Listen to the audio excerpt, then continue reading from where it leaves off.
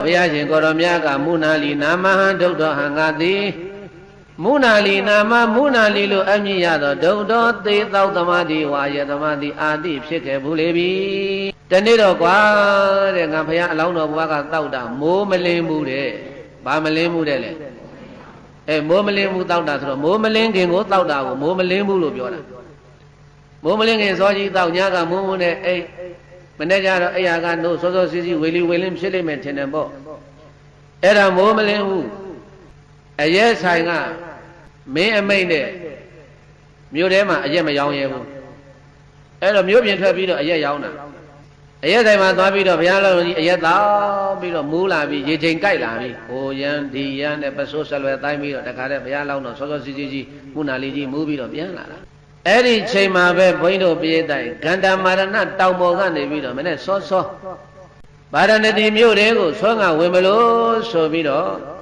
သူရပိလို့အမိရတဲ့ပိစေကဗုဒ္ဓကလည်းဆွမ်းကဝင်မလို့မြို့တကားဝအရောက်ဟိုတောင်ပေါ်မှာတော့သင်္ကန်းမယုံခဲ့ဘူးပေါ့ဗျာမြို့ထဲဝင်ကန်လေးကြမှာပိစေကဗုဒ္ဓကသင်္ကန်းယုံမယ်ဆိုပြီးတော့တပိတ်ကလေးတင်းကုံလေးတစ်ခုပေါ်တင်းဧကတိလေးခြုံမုတ်လေးပေါ်တင်းကပန်းကျိုးလေးဖြီးပေါ့ဗျာတင်မိုင်လေးတည်တည်တတ်တတ်ပြန်ဝှက်ပေါ့အဲ့ဒီချိန်မှာပဲတောကနေပြီးတော့ဗာရဏသီမြို့တဲကိုဟဲ့ရွက်တွေရောင်းမလို့ဆိုပြီးတော့စောစောစီစီဈေးတောင်းလေးခေါင်းပေါ်တင်ပြီးတော့လာတဲ့မိမ့်မပြိုလေးတယောက်ကလည်းအပေါ့သွားခြင်းနာနဲ့အဲ့ဒီပိစေကဗုဒ္ဓနာဈေးတောင်းလေးချ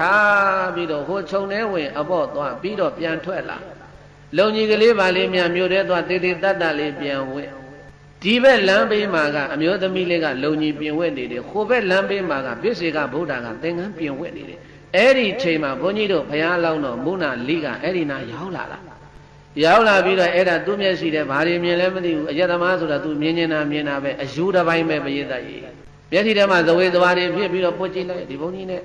ဒီကိုတော်နဲ့ဒီဒကမနဲ့ဒီနာဟိုကိုတော်ကလည်းတမိန်ပြဝက်တဲ့ဒီကိုတော်ဒီဒကမကလည်းထမိန်ပြဝက်တဲ့ဒေကနာဒါပဲဆိုပြီးတော့သူကရှေ့ရသွားနေတာ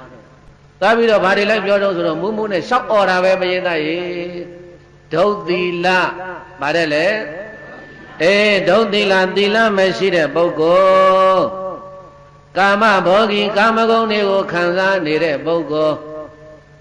ပါပဓမ္မောယုံမှတော်ကျင့်တွေကိုကျင့်နေတဲ့ပုဂ္ဂိုလ်ငါကိုယ်တိုင်မြင်ခဲ့တယ်ဗမယ်လဲမြို့ပြင်မှာအဲ့ဒါနောက်ကနေပြီးတော့ပြည့်စေကဗုဒ္ဓရဲ့နောက်ကနေလိုက်ပြီးတော့တလန်းလို့မူးရင်လဲကိုယ့်ရင်ကိုပြန်မအိပ်ဘူး